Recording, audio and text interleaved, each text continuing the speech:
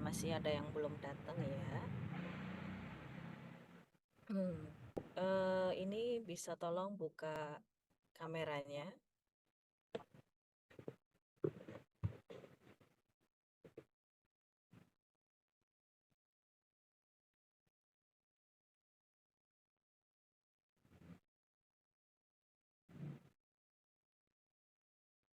Apakah materinya dari saya terlihat?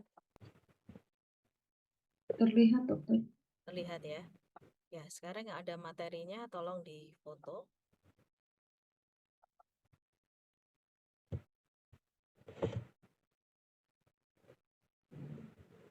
Sudah? Sudah ada yang mau foto?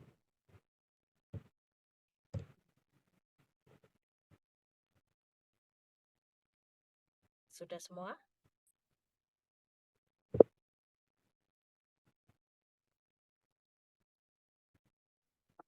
Izin dokter, Sudah? untuk di SS terlebih dahulu, belum dok, baru mau mulai.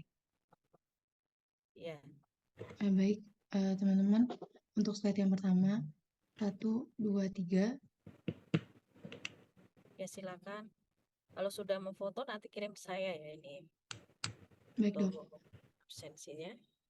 Ya, baik, saya Sebentar dok, untuk slide yang selanjutnya. ada yang bicara tadi, suaranya bising-bising nggak jelas saya. Ada yang bicara apa? Untuk slide yang selanjutnya dokter, mohon izin. Maaf, masih kurang jelas. Bicara apa tadi? Untuk slide yang selanjutnya dok. Untuk slide yang selanjutnya. Iya, Untuk buat absen dokter. untuk absensi. Yang ini Ini baru slide yang pertama dok, slide yang kedua belum difoto. sudah. Baik, untuk slide yang kedua, 1, 2, 3.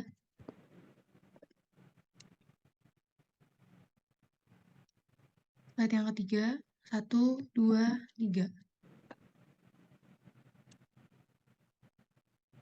Baik, mohon izin dokter, sudah selesai dok. Sudah. Iya, Baik. dok.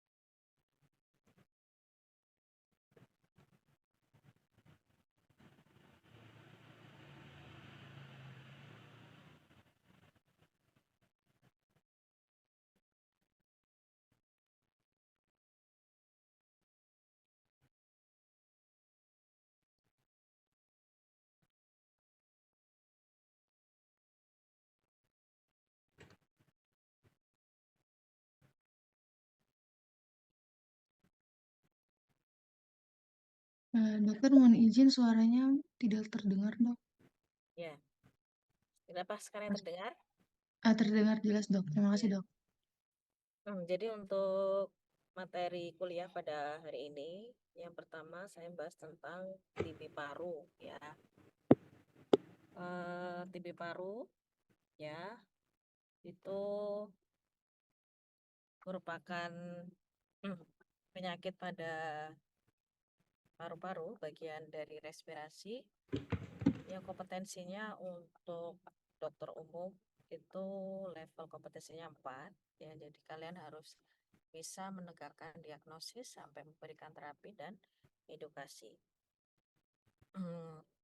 Untuk TB paru itu infeksi pada paru yang disebabkan oleh karena kuman Mycobacterium tuberculosis, di mana kuman Mycobacterium tuberculosis itu merupakan kuman bentuk batang, ya, di mana dia itu bersifat tahan asam, jadi dia lebih tahan terhadap pewarnaan, ya, dan juga dia sifatnya aerob, jadi bergantung dengan Recording in progress. kemudian sensitif terhadap sinar UV, jadi tidak tahan terhadap sinar matahari, dan dia dapat bertahan dengan suhu dan kelembapan yang tinggi, jadi yang lembab, terus tidak ada cahaya matahari, gelap, itu bisa bertahan lama, jadi dia di situ akan hidup terus, ya. Nah, sebagai pendahuluan bahwa beban TBC di dunia itu dari dulu sampai sekarang itu masih tinggi, di mana dulu pertama kali ditemukan itu tahun 1870-an itu oleh Robert Koch, ya, pada tanggal 24 Maret, makanya diperingati sebagai Hari Tinggi Sedunia. Nah, sampai saat ini itu masih menjadi beban penyakit di dunia karena masih angkanya masih tinggi, termasuk di Indonesia sendiri itu untuk insidensi penyakit tuberkulosis masih nomor 2 di dunia setelah India. Jadi sampai saat ini selain peningkatan angka TBC yang sensitif obat, juga terjadi peningkatan TBC yang resisten obat.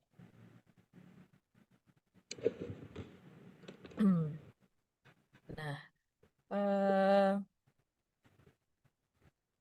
untuk prevalensi saya kira mungkin nanti bisa dibaca, ya.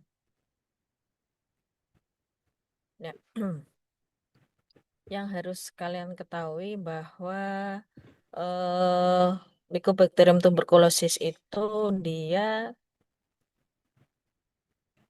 sebenarnya merupakan bagian dari Mycobacterium yang banyak, itu ada 8 mikroorganisme, ya. Jadi ada Mycobacterium tuberculosis, bovis, africanum, lepra. Jadi itu banyak sekali Mycobacterium, tapi yang paling sering menyebabkan terjadi angka kesakitan itu yang tuberkulosis. Nah, di sini untuk mekanisme terjadinya penyakit infeksi Mycobacterium tuberculosis, ya, di mana di sini itu ada dinamakan terjadinya kompleks primer, yaitu infeksi primer yang pertama kali kuman masuk, ya. Jadi Mycobacterium tuberculosis masuk ke dalam saluran pernafasan di mana dia bersifat airborne disease. Jadi kumannya itu berada di udara. Apabila terinhalasi, ya, oleh makhluk hidup, maka dia akan masuk ke dalam saluran pernafasan, di mana di dalam saluran pernafasan itu akan ditangkap oleh namanya makrofag alveolar. Dan makrofag alveolar ini apabila dia teraktivasi, maka akan mengaktifkan sel T atau limfosit T, di mana limfosit T ini akan merangsang terbentuknya sitokan-sitokan proinflamasi, ya, di mana di situ ada TNF alfa, kemudian ada interferon gamma, ya, di mana akan sel-sel proinflamasi ini akan menyebabkan terjadinya suatu epiteloid granuloma. Jadi di situ apabila terjadi kerusakan pada jaringan-jaringan di parenkim paru, maka akan terbentuk suatu nekrosis. Di mana nekrosis daripada suatu jaringan apabila dia dikeluarkan oleh karena pasien tersebut batuk, maka akan membentuk suatu rongga yang disebut dengan kavitas.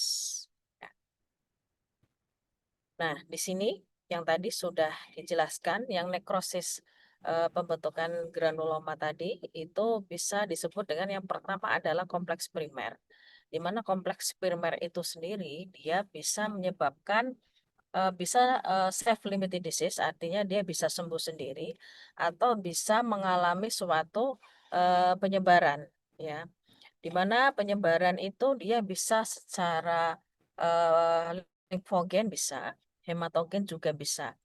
Jadi, walaupun lokalisasi yang pertama, lokal infeksi yang pertama adalah di saluran pernafasan, tetapi bisa mengenai seluruh organ karena terjadi penyebaran tadi, baik secara limfogen maupun hematogen, jadi bisa mengenai berbagai organ di seluruh tubuh. Nah, yang perlu diingat bahwa suatu infeksi Mycobacterium tuberculosis itu sifatnya kronis, di mana dia membutuhkan waktu mungkin hitungannya sampai hampir 2 sampai 4 minggu ya, untuk membentuk suatu proses infeksi. Jadi kuman tersebut masuk, dia bermultiplikasi dulu, baru dia akan terjadi infeksi setelah beberapa minggu tadi. Jadi merupakan suatu proses kronis. Ya, ya sebentar, saya sebentar dulu, saya lanjutkan dulu. Ya sebentar ya.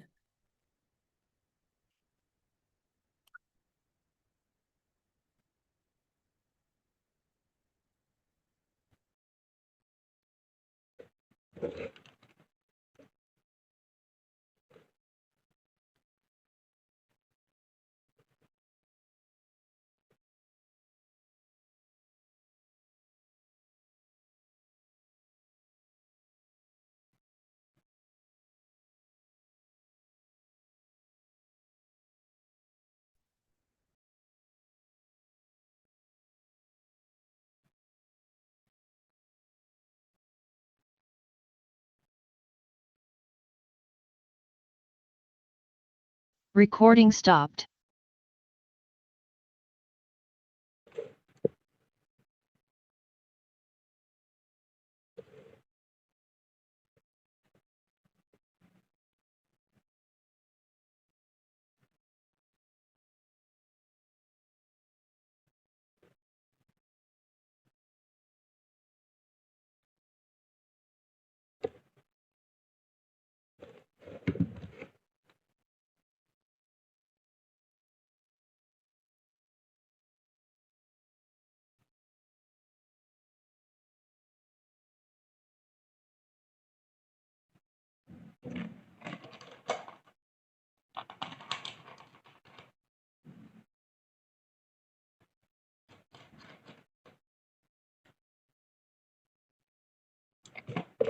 Itu dibagi menjadi dua, yaitu ada gejala klinis berupa respiratorik dan juga sistemik.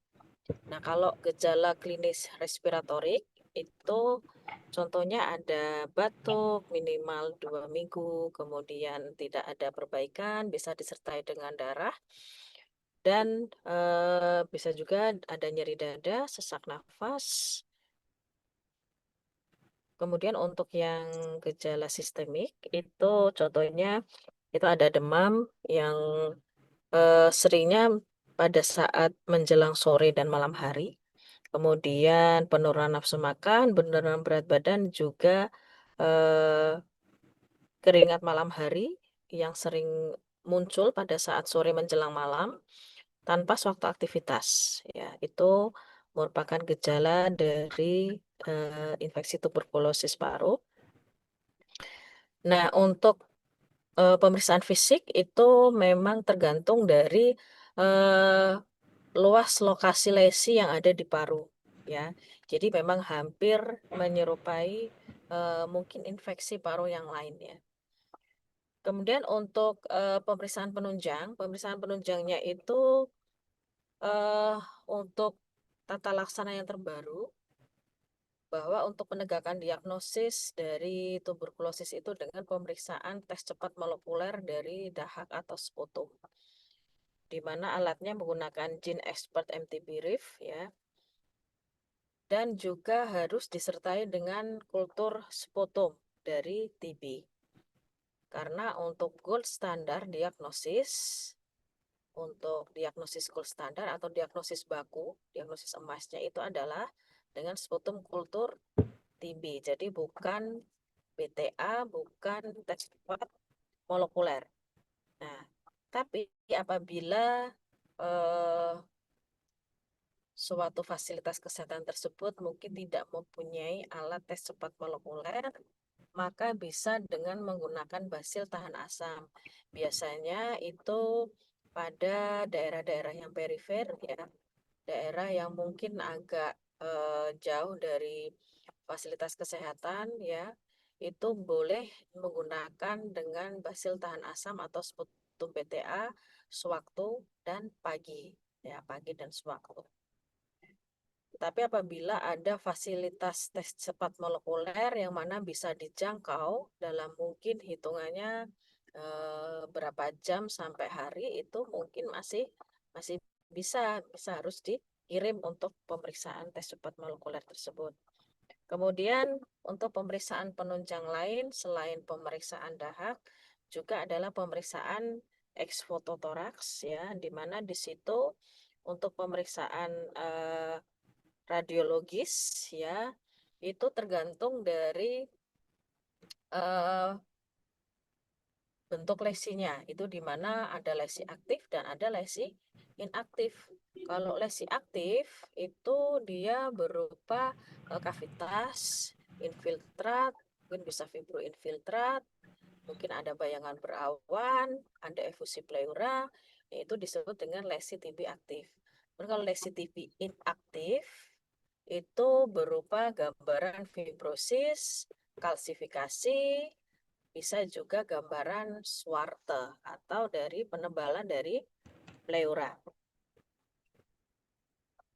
Nah, kemudian untuk paduan pengobatan untuk TBC itu ada 2 fase. Itu ada fase awal dan ada fase lanjutan. Untuk fase awal diberikan pada 2 bulan, untuk fase lanjutan diberikan selama 4 bulan. Jadi untuk total pengobatan untuk TBC paru adalah selama 6 bulan. Yang di sini dengan menggunakan 2 RHZT garis miring 4 RH, maksudnya adalah di sini obatnya R itu singkatan dari rifampicin, H singkatan dari isoniazid, Z singkatan dari pirasinamid, dan E singkatan dari etambutol. Di mana 2 bulan pertama, 2 yang awal ini disebut dengan 2 bulan, ya, diberikan 4 jenis obat ini. Kemudian 4 bulan berikutnya itu diberikan hanya rifampicin dan isoniazid. Nah, apabila tidak ada dosis paduan harian, maka bisa digunakan pedoman yang ini. Jadi 2 bulan sama, kemudian 4 bulan berikutnya itu diberikan R dan H 3, ini maksudnya adalah seminggu 3 kali dalam 1 minggu. Jadi 4 bulan pada fase lanjutan, rifampicin diberikan 3 kali seminggu dan isoniazid diberikan 3 kali seminggu. Pada akhir fase intensif, fase awal, bila ternyata hasil evaluasi dari dahak BTA-nya masih positif, maka sekarang tidak perlu diberikan fase sisipan. Dahulu itu apabila setelah fase awal dahak dievaluasi masih positif diberikan fase sisipan, tapi sekarang sudah tidak berlaku lagi, ya.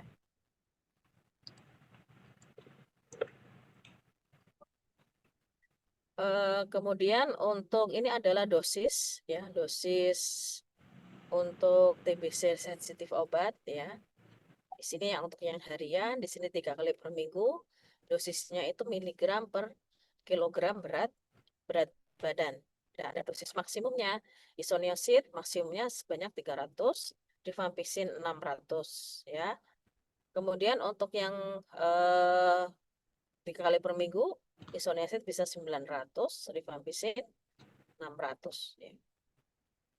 Nah, ini adalah contoh untuk paduan menggunakan KDT atau kombinasi dosis tetap itu sesuaikan dengan berat badan. Nah, ini adalah contoh dari bentuk obat TBC. Ya.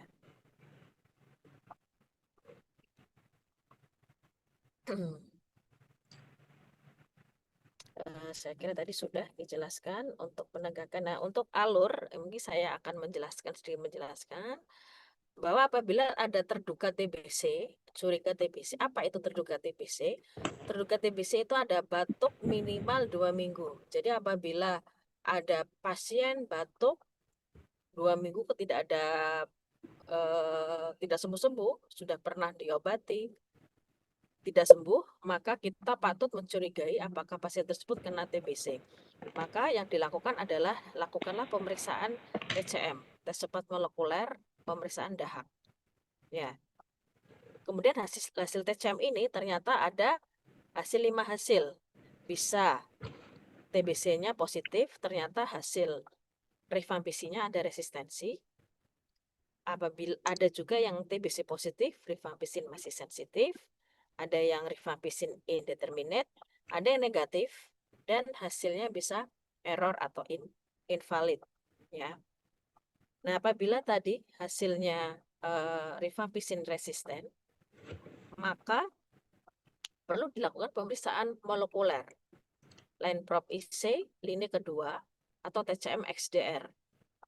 Nah, ini masuknya sudah masuk TBC resisten obat. Ya, yang perlu kalian pahami di sini adalah yang TBC sensitif obat yang perlu kalian pahami. Nah, apabila hasilnya rifampicin masih sensitif, maka disebut dengan TBC sensitif obat. Sekarang adalah perlu pemeriksaan uji kepekaan dari isoniazid pada pasien dengan riwayat pengobatan TB sebelumnya. Jadi apabila pasien tersebut sebelumnya sudah pernah mendapatkan pengobatan TBC, baik itu sekarang kasus kambuh atau kasus dengan mungkin putus obat atau kasus dengan gagal pengobatan, yang penting ada riwayat pengobatan TBC sebelumnya, maka harus dilakukan pemeriksaan uji INH. Nah, uji INH ini itu ada yang hasilnya resisten, ada yang sensitif.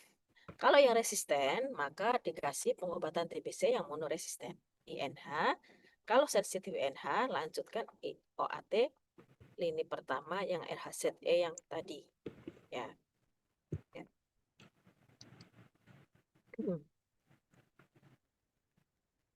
Dan di sini untuk pemberian pengobatan TBC itu sebelumnya wajib untuk lakukan pemeriksaan HIV dan juga diabetes mellitus karena itu merupakan ada kaitannya dengan TBC, di mana pasien dengan diabetes mellitus dan HIV itu terjadi penurunan imun atau penurunan daya tahan tubuh yang mana akan meningkatkan risiko terjadinya penyakit infeksi tuberkulosis. Sehingga pada pasien dengan HIV positif atau diabetes mellitus itu harus diperiksa juga dengan TBC. Begitu juga dengan pasien dengan TBC juga harus diperiksa status HIV-nya dan kadar glukosanya. Yaitu karena saling terkait. Kemudian bagaimana pemantauan pemajuan pengobatan TBC ya? Untuk pemantauan kemajuan pengobatan TBC itu ada yang pertama ada evaluasi klinis ya. Apa yang dievaluasi secara klinis? Yaitu dievaluasi keluhan, kemudian peningkatan berat badan, apakah ada efek samping dari pengobatan ya. Selain evaluasi klinis adalah evaluasi bakteriologis. Apa dilakukan? Yang dilakukan untuk pemeriksaan evaluasi bakteriologis adalah dengan pemeriksaan dahak basil tahan asam atau disingkat dengan BTA. Kapan dilakukan pengobatan? Kapan dilakukan evaluasi pemeriksaan sputum BTA untuk TBC dengan kategori yang satu dalam arti dia fase yang TBC yang sensitif obat, maka dilakukan evaluasi pada akhir fase awal, akhir fase intensif, yaitu akhir bulan kedua, dan juga dievaluasi pada bulan kelima dan bulan keenam. Jadi ada bulan kedua, bulan kelima, dan bulan keenam. Nah, selain pemeriksaan evaluasi bakteriologis, juga evaluasi radiologis. Radiologis paling tidak dilakukan sekali, yaitu pada akhir bulan ke-6. Ya. Nah, itu yang dilakukan evaluasi pada pengobatan TBC. Jadi jangan pengobatan TBC itu tidak dievaluasi. Misalnya sudah dikasih aja 6 bulan, pasien suruh balik lagi 6 bulan, itu tidak boleh. Jadi pasien pada fase awal itu dievaluasi tiap 2 minggu. Tiap 2 minggu pasien diminta kontrol. Jadi dievaluasi tadi klinisnya bagaimana, apakah ada kemajuan pengobatan, apakah ada efek samping, apakah ada peningkatan berat badan. Nah, itu dievaluasi. Kemudian untuk fase lanjutan itu diminta kontrol setiap 1 bulan sekali. Ya. Nah, itu untuk program pemberantasan tuberkulosis nasional itu disingkat dengan strategi DOTS. Disebut dengan Directly, Observe, Treatment, and Shortcuts. Di mana dia ada lima elemen. Ya, yang pertama adalah komitmen politik. Jadi di situ komitmen dari pemerintah untuk penanganan, pengendalian, dan juga pemberantasan dari kasus TBC ini. Jadi kerjasama dengan pemerintah dan juga tenaga kesehatan untuk menyukseskan pengobatan TBC secara nasional. Kemudian setelah komitmen dari politik atau komitmen dari pemerintah, maka diagnosis bakteriologis yang bermutu, di mana sekarang itu sudah sampai tahap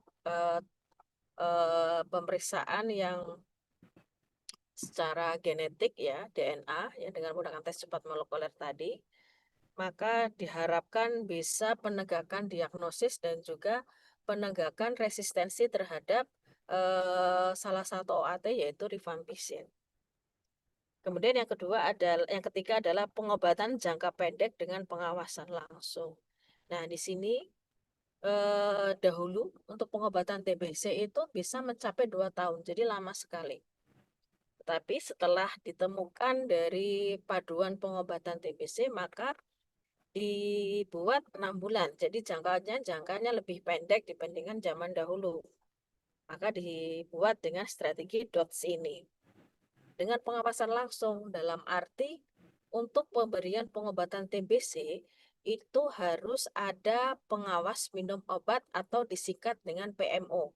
Nah, pengawas minum obat ini itu bisa siapa saja, yaitu yang disegani oleh pasien. Misalnya bisa suami atau istrinya, atau mungkin kalau orang tua, atau mungkin di situ ada saudaranya yang disegani, dalam arti bahwa PMO tersebut itu apabila memberikan mengingatkan pasien tersebut untuk meminum obat, untuk diminta kontrol kembali, itu pasien tersebut manut. Nah, jadi memang orang yang disegani oleh pasien. Kemudian pencatatan dan pelaporan baku untuk asesmen hasil dan kinerja. Jadi untuk penata laksanaan TBC ini itu harus ada pencatatan dan pelaporan yang memang sudah ada laporan yang resmi ya dari pemerintah, di mana dikenal dengan SITB. Jadi dari Sistem Informasi Mengenai Tuberkulosis, di situ sudah menjadi satu laporan rujukan ya tentang pencatatan dan pelaporan TBC ini, di mana sistem tersebut sudah dari pusat sampai perifer itu sudah bisa diakses. Jadi sekarang lebih mudah. Kalau zaman dahulu itu secara tertulis. Nah, secara tertulis ini yang akhirnya mengakibatkan itu banyak yang miss. Jadi mungkin catatannya hilang atau mungkin pasien tersebut lupa menuliskan apa saja yang ditulis. Yang ditulis adalah eh, evaluasi dari pasien dari awal minum obat sampai akhir. Dan di situ ada laporan bagaimana apakah pasien tersebut minum obat, kemudian apakah pasien tersebut ada efek samping, bagaimana kemajuan pengobatan, dahaknya, bagaimana evaluasinya, bagaimana evaluasi radiologisnya, bagaimana evaluasi dari peningkatan berat badan. Semua itu dicatat. Nah, dulu karena pencatatannya masih manual, itu mungkin banyak yang tidak terlaporkan, ya, mungkin lupa, hilang, ya, yaitu banyak miss-nya. Nah, sekarang setelah sudah menjadi satu link ya dengan sistem pencatatan pelaporan yang terintegrasi ke pusat, maka sekarang lebih tertata rapi. Jadi untuk tahu pasien tersebut eh, dulu pernah pengobatan, pakai berapa dosis, mungkin apa ada efek samping, nah itu bisa diklik langsung keluar semua. Nah, sekarang sudah lebih bagus untuk pencatatan TBC-nya. Kemudian ketersediaan OAT yang bermutu. Nah, ketersediaan dari OAT itu obat anti tuberkulosis, di mana di sini pemerintah itu sebagai eh, pemegang utama, pemeran utama di situ, di samping untuk menyediakan fasilitas ya, fasilitas diagnosis, ya fasilitas pengobatan, fasilitas pelayanan kesehatan, tempat, tenaga medis. Nah, obat-obatan ini juga yang menjamin adalah pemerintah ketersediaannya. Nah, di sini komitmen dari pemerintah juga harus menyediakan pengobatan obat-obat untuk tuberkulosis ini yang bagus, yang bermutu. Jadi memang obat tersebut bisa menyembuhkan TBC, bisa terjangkau sampai seluruh pelosok Indonesia. Jadi yang diharapkan obat TBC ini tidak sulit ya, tidak pasien-pasien TBC yang mungkin jauh dari fasilitas kesehatan itu tidak kesulitan, di mana sudah sampai terjangkau ke puskesmas, bahkan puskesmas pembantu yang ada di periferi itu sudah bisa menyediakan obat ini. Ya, diharapkan seperti itu. Nah, tadi yang sudah saya sampaikan ya, monitoring evaluasi pengobatan. Nah, di sini efek samping OAT ya. Jadi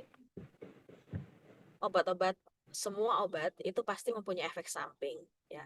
Di sini akan dijelaskan bahwa obat-obat tuberkulosis ini itu akan menimbulkan efek samping.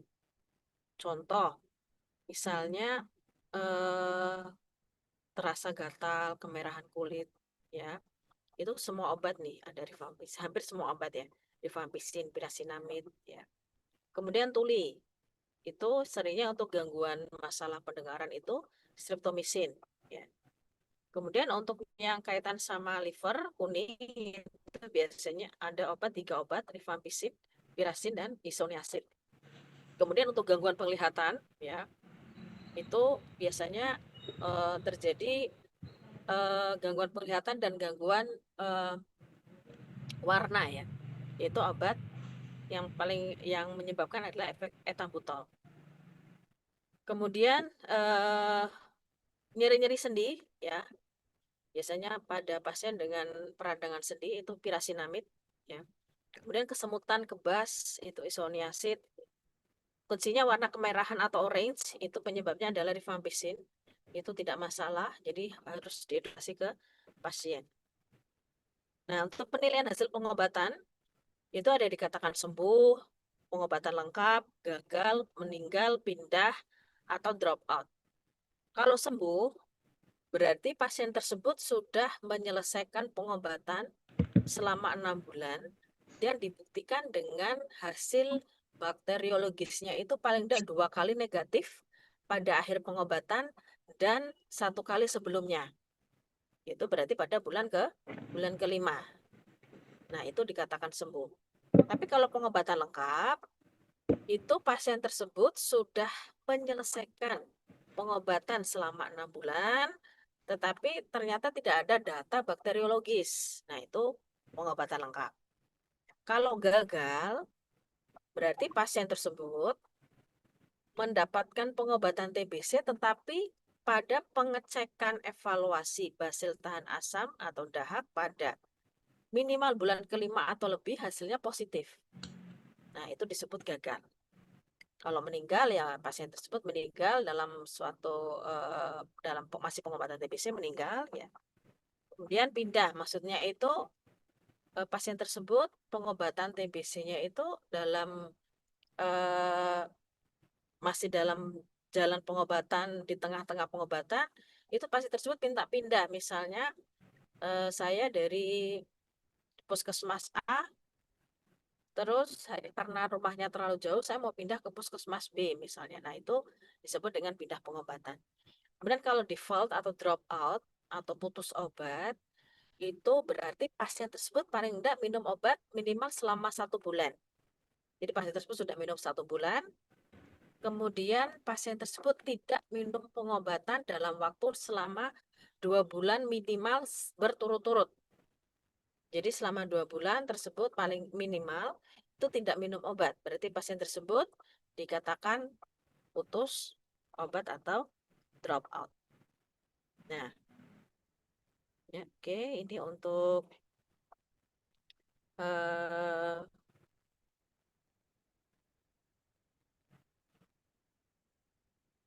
yang berikutnya adalah Recording stopped. salah PPOK. Ya. Dan berikutnya adalah tentang penyakit paru obstruktif kronis, ya, disebut dengan PPOK. Penyakit paru obstruktif kronis itu merupakan salah satu penyakit pada paru-paru yang paling sering dijumpai pada usia tua sampai lansia ya. Jadi lebih dari 40 tahun. Ini juga cukup banyak kasusnya karena paling banyak penyebabnya adalah dari rokok ya. Jadi karena banyak sekali masih perokok ya di Indonesia, jadi untuk kasus PPOK juga masih banyak. Apa itu PPOK? Itu sebenarnya penyakit yang dapat dicegah dan diobati. Nah, maksudnya adalah dicegah itu karena penyebab utamanya adalah paling sering asap rokok, maka sebenarnya penyakit tersebut dapat dicegah dengan tidak merokok. Ya. Kemudian dapat diobati. Dalam arti pasien tersebut apabila terkena PPOK maka ada terapinya. Ya. Terjadinya hambatan aliran udara yang persisten, maka ada hambatan di saluran pernafasan, tapi dia sifatnya itu menetap, progresif. Setiap saat, seiring berjalannya waktu, itu bisa semakin menurun kondisinya. Dikaitkan dengan respon inflamasi yang abnormal. Jadi terjadinya PPOK ini terjadi karena ada inflamasi pada saluran pernafasan. Nah, ini etiologinya, penyebabnya karena adanya partikel atau gas beracun yang terhirup dalam jangka waktu lama. Nah, eksaserbasi dan komorbid berkontribusi terhadap keparahan penyakit. Jadi apabila pasien PPOK tersebut sudah tegak diagnosis, kok sering terjadi kekambuhan atau eksaserbasi, maka beresiko terjadinya suatu penurunan kondisi dari derajat PPOK-nya. Jadi semakin sering kambuh, maka PPOK dia fungsinya akan semakin menurun, semakin berat kondisinya. Ya. Dan juga faktor-faktor komorbid. Jadi ada penyakit-penyakit tertentu yang dialami oleh pasien PPOK tersebut, maka akan mempengaruhi derajat keparahan dari PPOK-nya. Nah, di sini adalah mekanisme yang mendasari. dari terjadinya PPOK. Awal mulanya adalah airflow limitation. Jadi ada keterbatasan dari aliran udara. Nah, keterbatasan aliran udara ini itu ada dua. Ada di small airway disease dan ada di parenkim dari paru, jaringan parenkim paru. Small airway disease maksudnya adalah terjadi gangguan di saluran pernafasan yang lebih kecil, di mana di situ terjadi inflamasi, fibrosis, ada resistensi dari aliran udara. Nah, selain di saluran pernafasan kecil, itu bisa terjadi di parenkim paru, terjadi destruction. Maksudnya adalah terjadi kerusakan dari jaringan parenkim paru. Akan terjadi penurunan dari alveolar attachment, di mana di situ alveolar dari saluran pernafasan tersebut terjadi penurunan dari fungsi dan juga recoil elastisitas daripada paru terjadi penurunan, maka akan menghambat terjadinya aliran udara. Nah, di sini untuk penyebab utamanya adalah perokok, ya, baik itu perokok aktif, perokok pasif, ya. Makanya kenapa wanita, perempuan juga bisa kena PPOK karena dia dia risiko terjadinya perokok pasif dari mungkin suaminya, ayahnya, ya, yang di situ, yang satu, yang kontak terus-menerus, ya. Komorbidnya yang pada pasien PPOK itu apa yang paling sering itu ada kardiovaskuler, itu masalah jantung, kemudian muskuloskeletal, dia masalah dari tulang rangka, dan juga diabetes mellitus. Nah, tadi selain mungkin perokok, juga mungkin ada polusi udara, pajanan partikel gas, infeksi pada masa kanak-kanaknya mungkin sering terjadi infeksi, ya, pertumbuhan atau gangguan pengembangan paru, atau mungkin genetik juga bisa. Nah, ini sel-sel inflamasi pada PPOK, ada neutrofil, makrofag, limfosit T, limfosit B, eosinofil, sel epitel, ya. Nah, di sini untuk patogenesis PPOK, di mana di sini ada zat-zat iritatif, partikel atau zat toksik yang masuk ke dalam saluran pernafasan, itu bisa langsung merangsang sel epitel dan atau merangsang makrofag alveolar di dalam saluran pernafasan. Kalau merangsang sel epitel dari saluran pernafasan, di situ dia akan merangsang terbentuknya fibroblast dari TGF-beta. Di mana fibroblast ini akan menyebabkan terjadinya small airway disease berupa terbentuknya fibrosis. Bisa juga pengaktifan dari yang makrofag alveolar saluran pernafasan yang akan meningkatkan pelepasan sitokin-sitokin proinflamasi. Ya, contohnya adalah neutrofil akan mengeluarkan atau merangsang pembentukan protease. Protease yang dibentuk adalah neutrofil elastase dan matriks metaloproteinase yang ke-9. Di mana di situ protease tersebut akan terjadinya destruksi dari dinding alveoli dan akan meningkatkan pembentukan mukus dari glandula mukosa dari sel goblet yang ada di saluran pernafasan, di epitel saluran pernafasan. Di mana kalau terjadinya peningkatan sekresi mukus, terus terjadinya destruksi dari alveolar dan fibrosis, maka akan menyebabkan terjadinya limitation dari airflow. Nah, di sini yang mekanisme yang mendasari terjadinya hambatan dari saluran pernafasan. Nah, diagnosisnya, pasien tersebut untuk gejala klinisnya adalah mengalami sesak nafas, sifatnya progresif, memberat pada saat aktivitas, persistensi, berat, terengah-engah. Nah, itu yang khas dari PPOK, di mana sesak nafas tersebut dia akan semakin progresif, persisten, ya. Ada batuk, ada peningkatan dahak, ya. Nah, untuk pemeriksaan penunjang itu bisa dilakukan spirometri, ada pemeriksaan laboratorium darah, radiologi, bisa analisis gas darah, dan juga EKG. Untuk gold standar penegakan diagnosis dari PPOK adalah dengan menggunakan spirometri, di mana hasilnya apabila setelah bronkodilator, tes pemberian bronkodilator pada pasien tersebut, kemudian dicek spirometri, hasilnya adalah volume ekspirasi paksa detik pertama dibandingkan dengan kapasitas vital paksa itu kurang dari 70%. Nah, itu baru tegak diagnosis PPOK.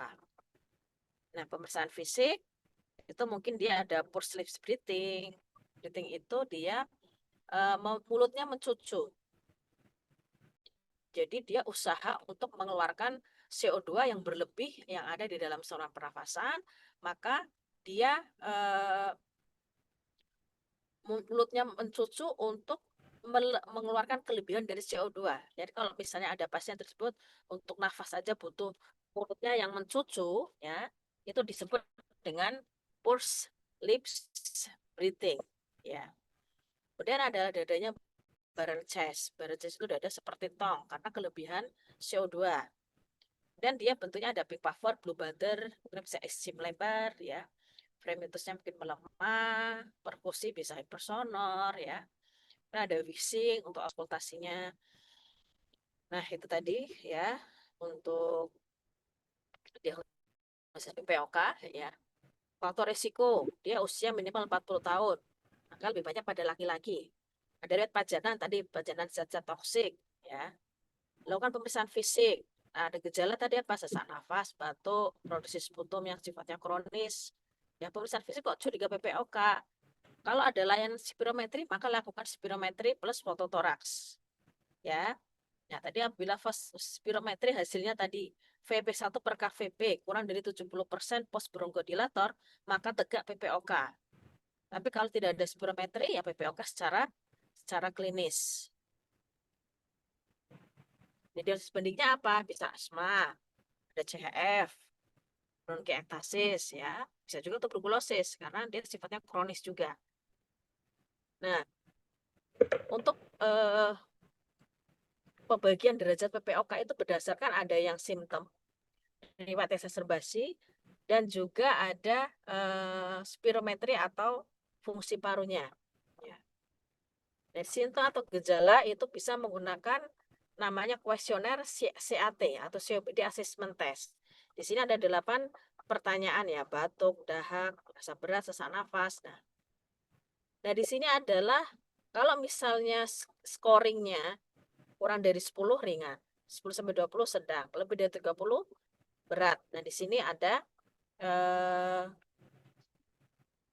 screening untuk penilaian dari gejala atau CAT. Nah, bisa juga selain menggunakan CAT bisa menggunakan MMRC yang grade 1 sampai 0 sampai 4. Nah, di sini ya. Nah, untuk derajat berat PPOK dengan menggunakan spirometri itu ada dibagi menjadi derajat 4.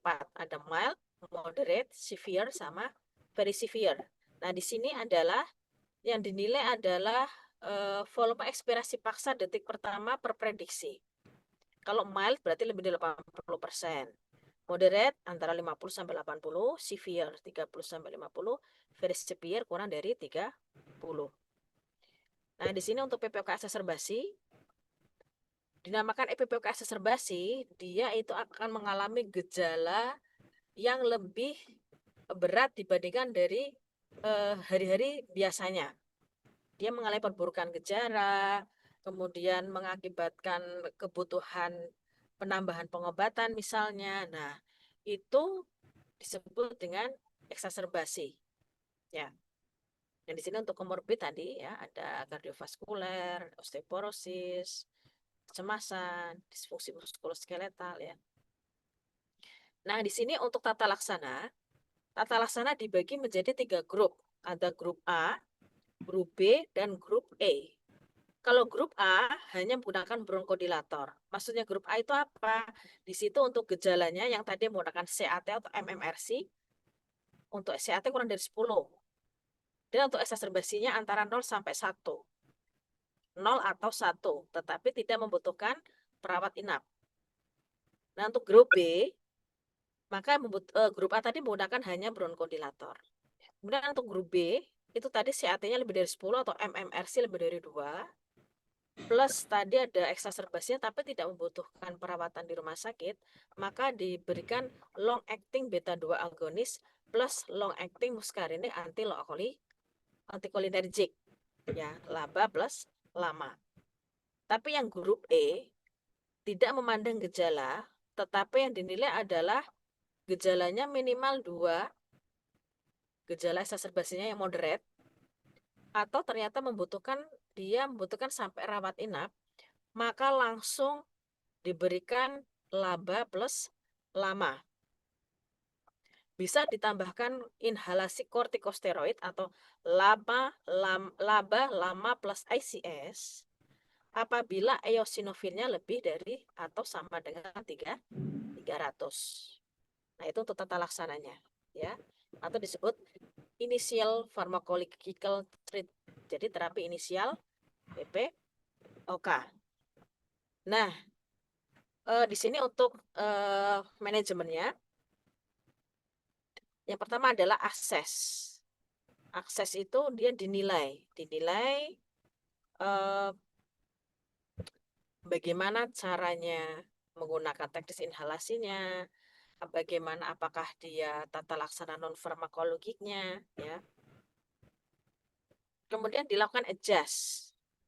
Adjust itu apakah dia diteruskan, diganti, kemudian direview, ya, gejalanya bagaimana, perbaikan atau enggak. Nah, di sini untuk follow up treatment farmakologi, ya, ada dyspnea dan eksaserbasi. Dibagi menjadi apakah dia sesak nafas saja, apakah ada eksaserbasinya. Kalau sesak nafas saja, maka bisa LABA atau LAMA. Apabila tidak membaik, maka digabungkan LABA plus LAMA. Apabila tidak membaik lagi, maka apakah perlu penggantian teknik, apakah mungkin ada penyakit yang lain, ya. Kemudian untuk yang eksaserbasi, bisa LABA atau LAMA, ya. Kalau misalnya eosinofil kurang dari 300, maka LABA plus LAMA bisa dilanjutkan. Jika eosinofilnya lebih dari 300, maka tadi LABA, LAMA plus ICS. LABA atau LAMA misalnya dicek ternyata eosinofilnya kurang dari 100, maka bisa diberikan roflumilas atau asitromisin. Ya. Ya. Untuk terapi prevensi atau pencegahan itu dengan berhenti merokok, ya, mencegah pajanan tempat kerja, polusi, mempertahankan aktivitas fisik, ya. Nah, di sini jadi prinsip dasar utamanya adalah pemberian bronkodilator, kortikosteroid inhalasi, kombinasi kortikosteroid atau bronkodilator inhalasi, kortikosteroid oral atau metil santin. Selain itu juga pemberian vaksinasi, ya. Kemudian bisa diberikan terapi alfa-1 antitripsin, antibiotik atau agen mukolitik. Nah, itu untuk jenis-jenis dari beta 2 agonis dan long acting. Ini adalah terapi obat-obat dari PPOK tadi. Ya. Terapi non farmakologik itu ada rehabilitasi, terapi oksigen, ventilator pembedahan, ya. Nah, untuk PPOK yang stabil tujuannya adalah mengurangi gejala dan mengurangi resiko. Mengurangi resiko apa? Resiko kematian, resiko eksaserbasi, resiko terjadinya progresivitas, itu dicegah. Utamanya itu untuk tujuannya. Nah, itu tadi, ya. Nah, ini untuk eksaserbasi, tadi sudah dijelaskan, ya. Nah, menilai derajat eksaserbasi itu dengan dari analisis gas darahnya. Dilihat adalah PaO2-nya, apakah dia terjadi gagal nafas dan juga PCO2-nya. Ada gagal nafas atau enggak. Nah, kemudian dinilai juga fototoraksnya, EKG, fluoressensi sputum, ya, gangguan elektrolit. Spirometri itu tidak boleh dilakukan saat eksaserbasi. Ya, itu harus diingat. Itu indikasi masuk rumah sakit, ya, apabila sudah mengalami beberapa dari kondisi seperti ini ya. Terapinya apabila exacerbasi kasih oksigen, bronchodilator, kortikosteroid sistemik ya. Bisa antibiotik apabila memang ada gejala-gejala infeksi ya. Nah, apabila mungkin terjadi gejala yang berat, maka pasien tersebut mungkin bisa dilakukan perawatan inap ya. Bisa jadi dirawat di intensif ya. Nah, kita dari pulang, mungkin pasien tersebut sudah stabil, bisa gunakan laba atau sama sendiri, dapat makan tidur tanpa saya terbangun karena sesak, stabil ya, dapat mengalami pengobatan dengan benar, ya, gitu. Nah, ya. Untuk PPOK itu ya. Kemudian berikutnya adalah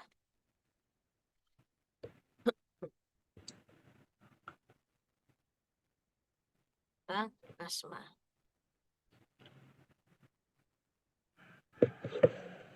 Apakah terlihat? Terlihat slide-nya? Belum terlihat dokter untuk slide-nya. Sudah? Belum dokter. Oh, belum.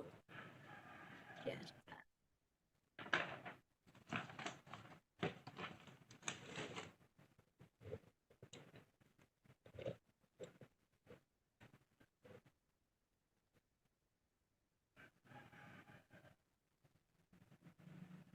Sekarang apa terlihat?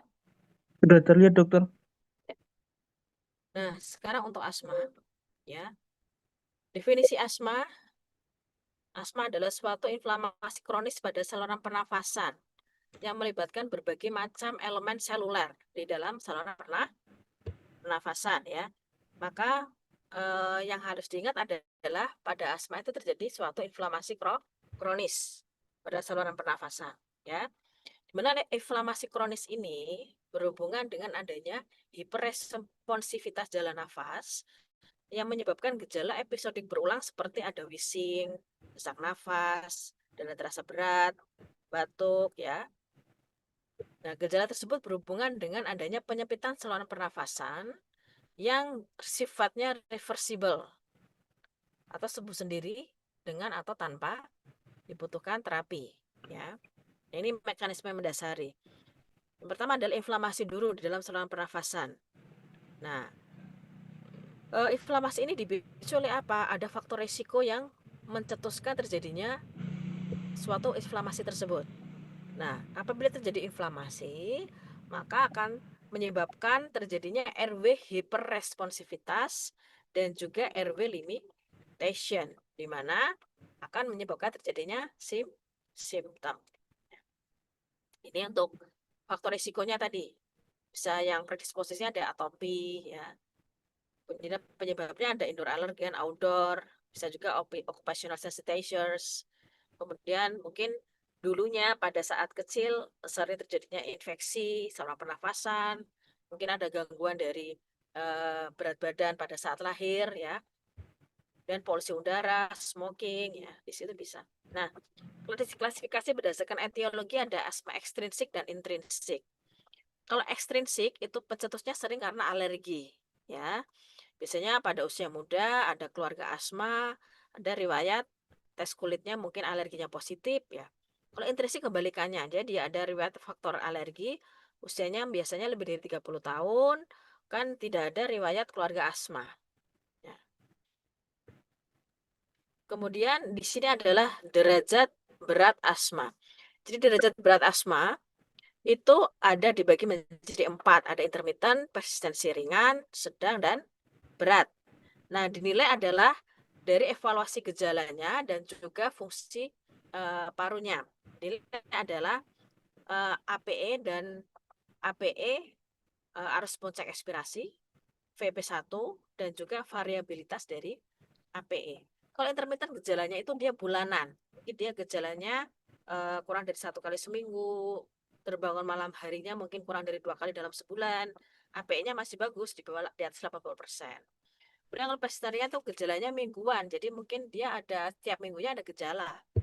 kemudian terbangun malam hari lebih dari 2 kali sebulan, APE-nya masih seperti yang intermittent, masih bagus.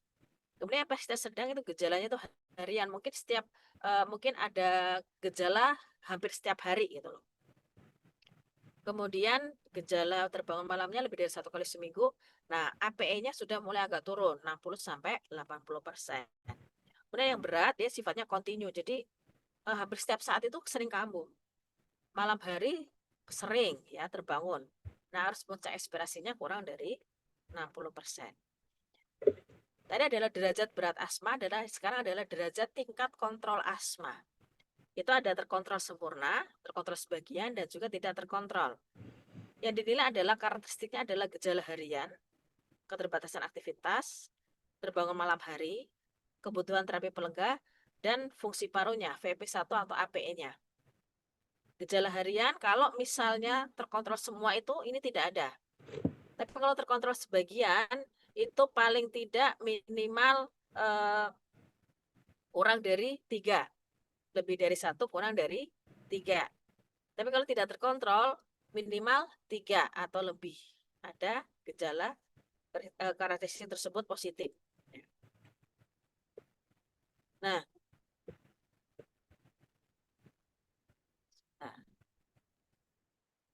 untuk yang terjadinya asma, ya, derajat asma itu tadi yang tadi ada derajat berat, tingkat kontrol asma itu pada pasien asma yang stabil, ya. Kemudian ada yang kondisi asma yang akut atau terjadinya eksaserbasi. Jadi suatu terjadinya kekambuhan pada pasien-pasien dengan asma. Itu ada 2 klasifikasi, ada ringan sedang dan juga berat. Bedanya untuk ringan sedang itu mungkin kalau yang bicara bisa dalam 1 kalimat, kalau berat kata per kata. Bisa memilih duduk daripada terlentang. Kalau yang berat, duduknya bisa membungkuk ke depan.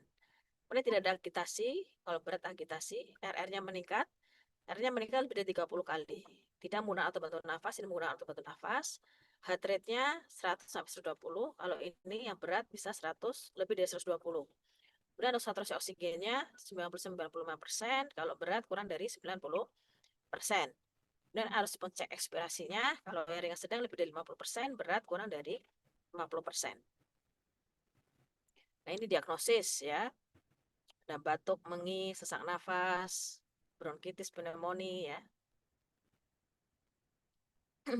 Nah, pemeriksaan fisik nggak ada serangan itu bisa jadi normal ya. Baru kalau ada serangan, baru ada gangguan dari pemeriksaan fisiknya. Laboratorium mungkin bisa diperiksa darah rutinnya, apa ada eosinofilia, sputumnya bisa eosinofil, spiral Kurzman, bisa juga kristal Charcot Leyden bisa terdeteksi. Udah ada serum mungkin imunoglobulin E-nya spesifiknya positif. Uji kulitnya bagaimana, positif atau enggak ya. Apa aja uji kulit, prick test, scratch test ya. Radiologis bisa jadi hiperinflasi paru, bisa jadi normal ya. Pemeriksaan valv paru itu dengan menggunakan arus puncak ekspirasi menggunakan APE atau menggunakan spirometri ya. Untuk menentukan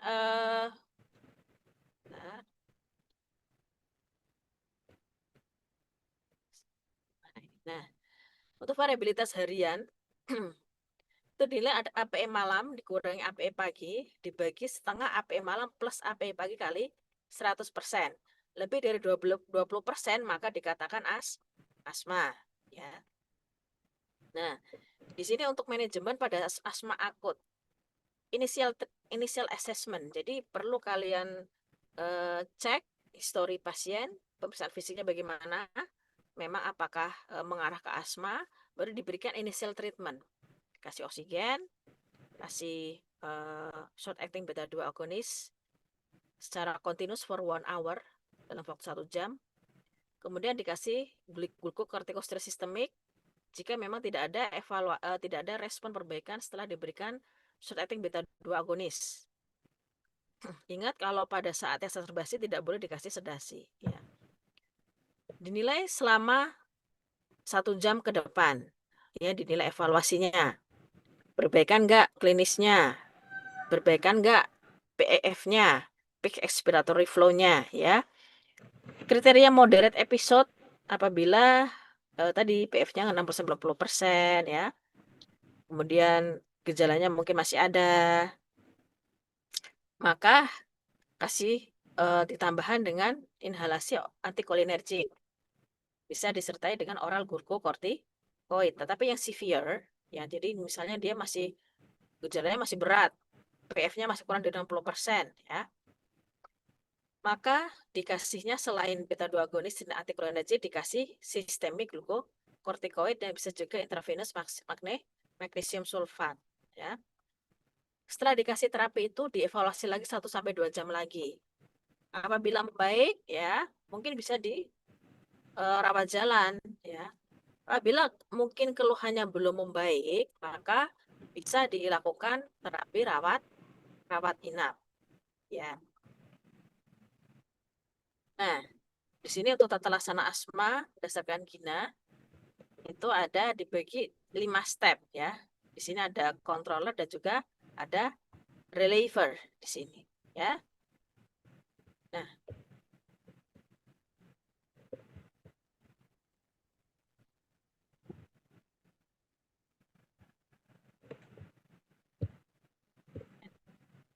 di sini kalau misalnya kondisinya mungkin dia persisten sedang, ya bisa dimulai dengan step ketiga. Baru nanti kalau membaik naik, kalau membaik turun, kalau belum membaik bisa peningkatan step, ya peningkatan dosis.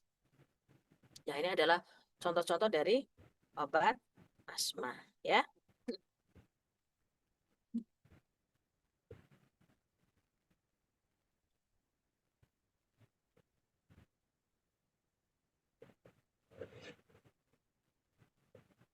Kemudian berikutnya adalah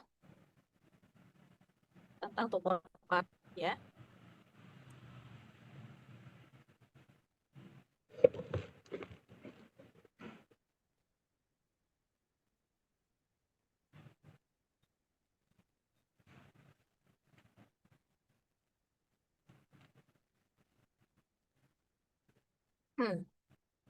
Terlihat ya.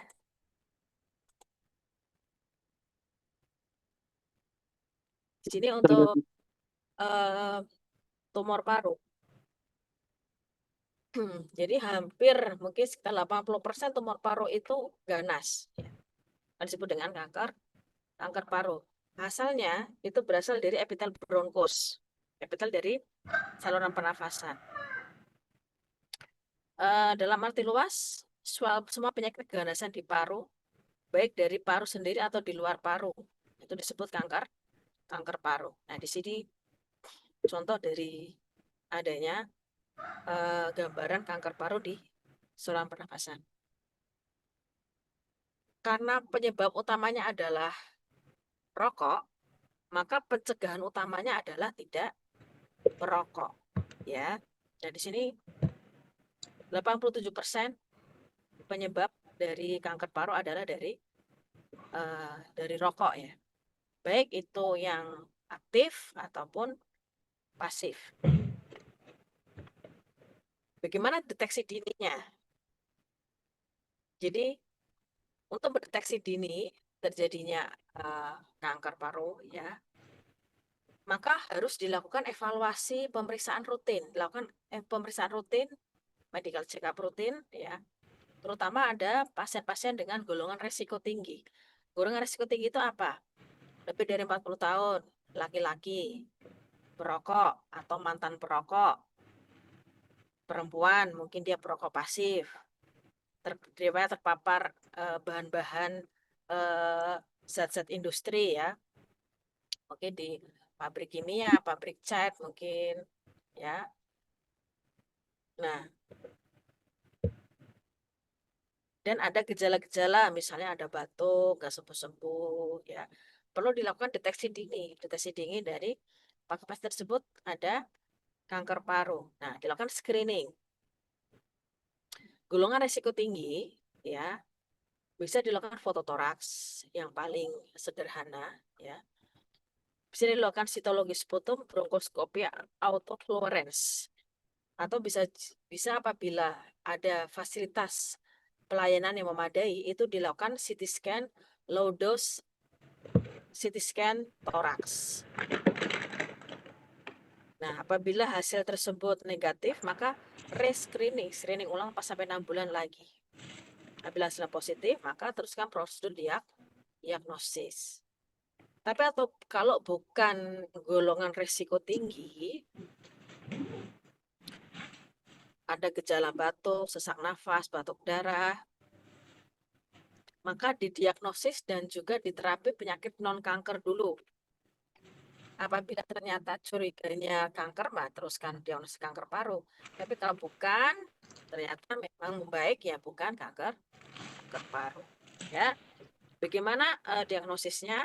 Kalau diagnosis itu harus sesuai dengan alurnya, yaitu anamnesis dulu, ya ada risiko enggak, bagaimana keluhannya, gejalanya apa saja, dilakukan pemeriksaan fisik, baru pemeriksaan penunjang, baru tegak diagnosis, ya.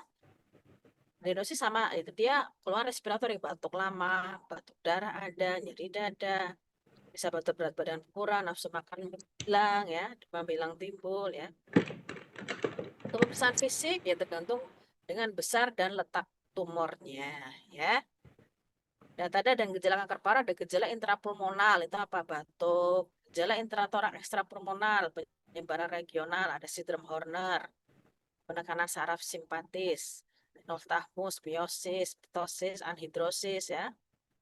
Jadi paralisis diafragma, paralisis pita suara, bisa juga sesak nafas, disfagia, sindrom vena cava superior, penyebaran kelenjar getah bening, bisa terjadi efusi pleura, gejala ekstratorak metastasis, lebih dari 50% metastasis ekstraparu limfogen dan hematogen, bisa ke hepat atau kelenjar adrenal, nyeri perut, bisa juga neurologis, bisa nyeri tulang, ya. Gejala ekstratorak non metastasis itu disebut dengan sindrom paraneoplastik, yaitu kumpulan gejala yang tidak disebabkan langsung oleh kanker, tapi dari substansi yang dihasilkan oleh kanker, ya. Manifestasinya ada neuromuskuler, endokrin, jaringan ikat dan tulang, ada vaskuler, hematologi, ada anemia, leukositosis, trombositosis, ya. Ini adalah gambaran radiologis, yaitu bisa fototoraks, CT scan toraks dengan kontras, bisa bone scan, juga metastasis ke tulang, OSG abdomen, mungkin metastasis ke daerah-daerah abdomen, ada brain CT, apakah juga metastasis ke otak, ya. Nah, ini contoh gambaran tumor paru. Pemeriksaan khususnya bisa bronkoskopi untuk mengambil sampel jaringannya, untuk menilai stadiumnya, ya. Selain bronkoskopi ada transtorakal biopsi, torakoskopi, histologi sputum, ya. Nah, jenis histologinya itu ada karsinoma sel kecil, karsinoma squamosa, karsinoma sel besar, dan adenokarsinoma, ya. Staging, kalau staging itu ada empat stadium, ya, untuk kanker paru, ya. Untuk pengobatan, untuk fase awal itu dilakukan pembedahan, ya. Untuk stadium yang lanjutan 3B sampai 4 itu merupakan terapi paliatif, yaitu dengan untuk menilai, untuk memperbaiki dari performance statusnya dan juga harapan hidup, ya, peningkatan dari harapan hidup, ya. Untuk berikutnya adalah tentang atelektasis.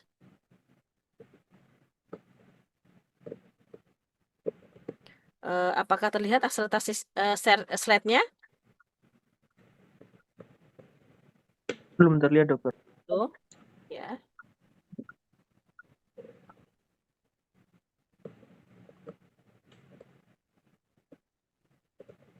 Sekarang terlihat? Sudah terlihat, dokter. Baik.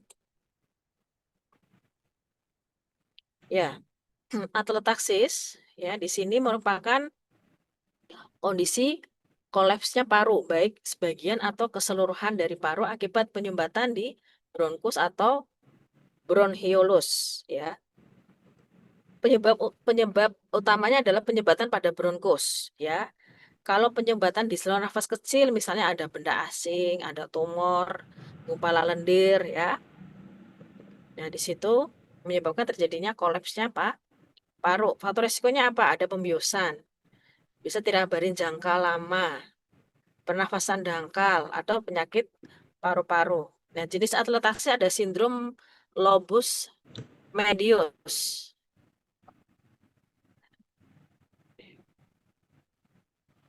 Nah, di sini merupakan atletasi jangka panjang di mana lobus medius dari paru kanan mengkerut. Nah, disebabkan oleh karena penekanan pada bronkus, mungkin ada tumornya, ada peningkatan kelenjar getah bening ya. Nah, atletasi percepatan biasanya terjadi pada pilot pesawat tempur ya. Penerbangan dengan kecepatan tinggi itu akan menutup saluran pernafasan yang kecil sehingga akan mengakibatkan kantong udara di paru-paru atau alveolinya itu mengecil, mengempes. Nah, itu biasanya disebut dengan atletasi percepatan. Disebut dengan mikroatletasi yang tersebar atau terlokalisasi. Di mana itu surfaktan di paru-parunya terganggu. Ya, karena surfaktan itu kan merupakan dia melapisi alveoli. Fungsinya untuk menurunkan tegangan permukaan sehingga mencegah pengerutan. Misalnya bayi prematur kekurangan surfaktan, mereka akan mengalami sindrom gawat nafas. Ya. Kalau orang dewasa mungkin karena terapi oksigen berlebih, bisa infeksi berat, juga bisa sepsis ya. Pemeriksaan penunjangnya apa? Dengan fototoraks, sitotoraks merupakan gold standar diagnosis atelektasis. Bisa jadi USG toraks ini adalah contoh gambaran dari atelektasis. Di sini berupa gambaran opasitas ya. Opasitas homogen atau inhomogen. Ya, di sini juga gambaran opasitas. Nah, ini atelektasis ya. Gejalanya apa? Nyeri dada, batuk, gangguan pernafasan ya. Tata laksananya kalau misalnya dia akibatkan karena ada sumbatan dari dahak, maka dia keluarkan dahak tersebut. Ya. Caranya gimana? Mungkin bisa dengan menggunakan suction atau menggunakan bronkoskopi ya. Bisa menggunakan latihan menarik nafas dalam, bisa fisioterapi dada, postural drainase ya. Apabila karena infeksi maka kasih antibiotik. Kalau misalnya ada terjadinya tumor, maka ditata laksana tumornya ya. Seperti itu. Terima kasih. Dan untuk berikutnya yang terakhir adalah tentang pleuritis.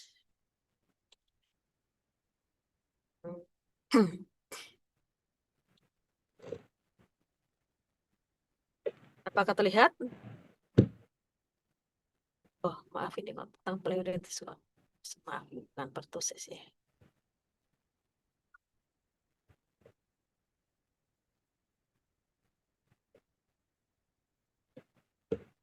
Pleuritis. Si pleura ya.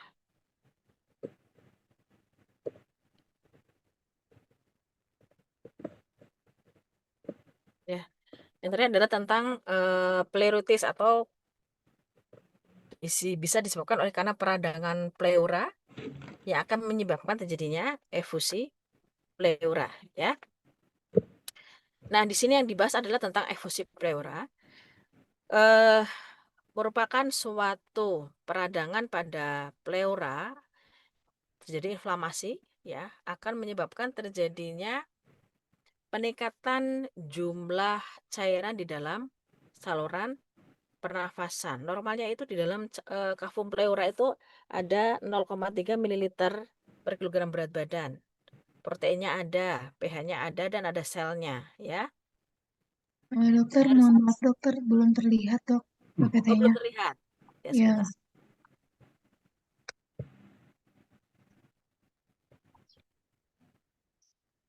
Kalau sekarang sudah terlihat?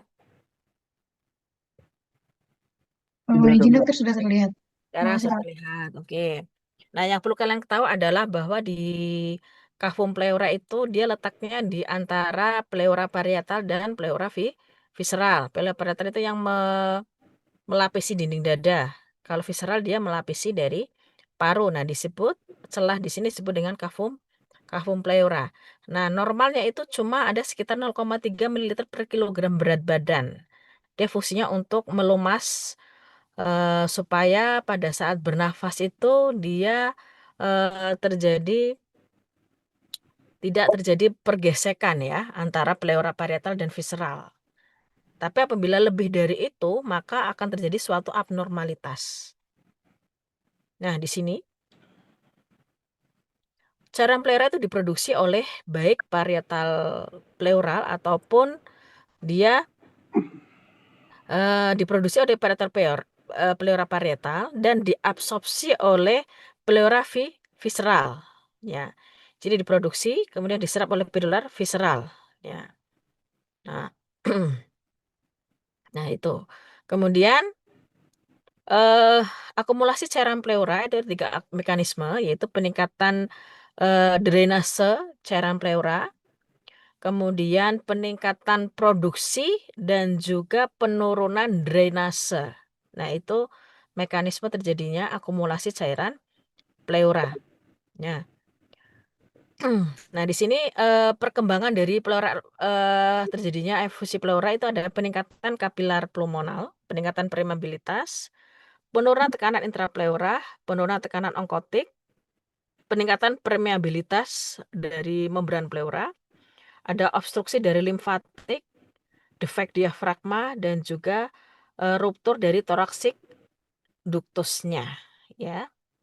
Nah, penyebabnya itu ada transudat, eksudat, siles, atau hemotorak. Transudat contohnya ada pada pasien dengan congestive heart failure, sirosis, sindroma nefrotik. Ya, kalau eksudatif bisa dari tuberkulosis, malignansi, radiasi pleuritis. Ya, Hiles contohnya ada congenital hilotorak, posttraumatik, hemotorak karena malignansi atau trauma. Clinical features, jadi kalau mungkin dia sedikit, mungkin asimptomatik. Tapi kalau banyak, mungkin bisa menyebabkan terjadinya mungkin sesak nafas, nyeri dada, batuk, ya. Pemeriksaan fisik bisa terjadi deviasi trachea. Bisa juga disebabkan oleh karena penurunan dari vokal fremitusnya, pemeriksaan pemeriksaan dari palpasinya, penurunan stress fremitusnya. Udah perkusi mungkin dia redup mungkin. Kemudian pada auskultasinya akan terjadi penurunan dari suara nafasnya, ya. Dan juga bisa terdengar berupa whispering pectori locu. Nah, jadi di situ bisa terdengar kalau pada pasien dengan efusi pleura, ya. Bisa juga dengan pleural friction rub, ya. Di situ. Terus untuk menentukan diagnosis ada chest X-ray. Chest X-ray itu terjadi apabila gambaran tumpul dari sudut costofrectusnya kalau minimal lebih kurang kalau cairannya lebih dari 200 ml. Ya. Kalau pasien dalam posisi lateral dikubitus, maka bisa lebih sensitif untuk mendeteksi adanya cairan pleura paling tidak 50 ml. Selain dari chest X-ray mungkin ada USG, kemudian ada CT scan, analisis cairan pleura ya di sini. Nah, di sini untuk gambaran CT scan fungsi pleura, itu gambarnya seperti ini ya. Nah, untuk analisis cairan pleura di sini dinilai bagaimana pemeriksaan secara pemeriksaan yang terlihat bagaimana, kemudian rasio dari protein baik yang di cairan pleura atau serum, rasio LDH, histologi kulturnya ya. Bisa juga dinilai dari kolesterolnya, perbandingan kolesterol baik di serum atau di cairan pleuranya, di laktatnya, interferon gamma, CRP tumor marker ya di situ. Grass examination itu tampilannya yang dilihat secara kasat mata ya, itu bisa transudat atau eksudat. Kalau transudat biasanya itu clear. Dia jernih seringnya ya. Kalau eksudat seringnya dia keruh ya.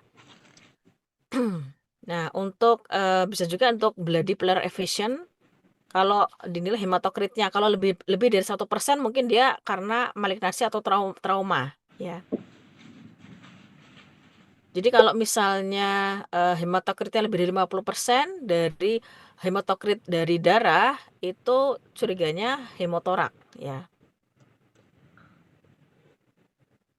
Nah, untuk menilai light kriteria untuk menilai transsudat dan eksudat itu yang dievaluasi adalah perbandingan protein cairan pleural dibanding protein serum. Kalau transsudat lebih dari setengah, ya. Bandingan LDH cairan pleural dibandingkan LDH serum, eksudat lebih dari 0,6 dan LDH dari cairan pleural eksudat lebih dari 200, ya.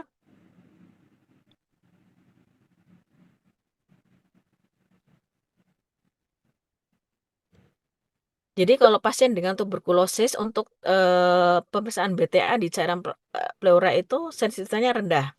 Tapi untuk kulturnya itu kurang lebih sekitar 50-70%, ya. Untuk mengecek glukosa di dalam cairan pleura. Jadi kalau misalnya kurang dari 60 ml, ya, atau perbandingan glukosa cairan pleura dibandingkan serum rasionya kurang dari 0,5, maka bisa disebabkan oleh karena rheumatoid pleuritis, ya. Kemudian untuk pemeriksaan laktat, ya, di sini apabila lebih dari 90 mg per desiliter, maka positif produksi pelu untuk terjadinya infeksi pleuritis, ya. Untuk amilase, apabila amilasnya lebih besar dari 1,5 sampai 2 atau lebih, mungkin disebabkan oleh karena adanya pankreatitis, ruptur esofagus, atau efusi karena malignansi, ya.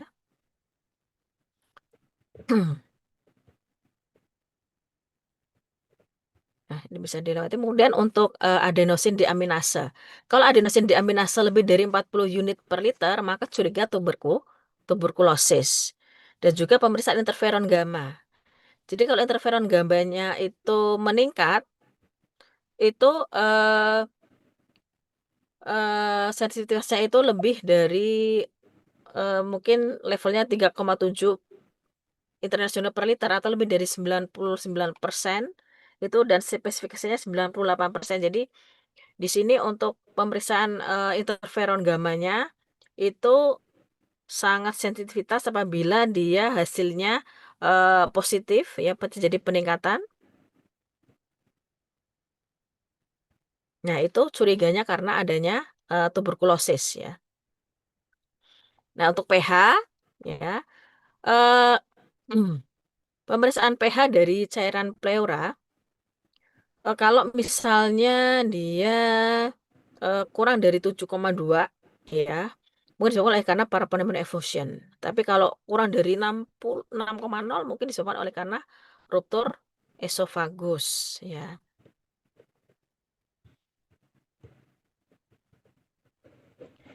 Jadi pada pasien-pasien dengan rheumatoid arthritis juga bisa terjadi efusi pleura. Maka apabila pasien-pasien dengan curiga efusi pleura, maka dicek titer ananya, ya. Apabila ananya positif, maka curiganya karena SLE, ya. Ya. Itu mungkin beberapa teori, ya, ada tadi sekitar 6, ya. 6 teori materi yang saya sampaikan pada kuliah pada pagi hari ini. Insya Allah untuk kelanjutannya besok Selasa di jam yang sama sekitar jam 6, ya. Untuk materi insya Allah nanti akan saya share, ya. Mungkin ada yang ditanyakan, mungkin satu aja kalau ada yang bertanya.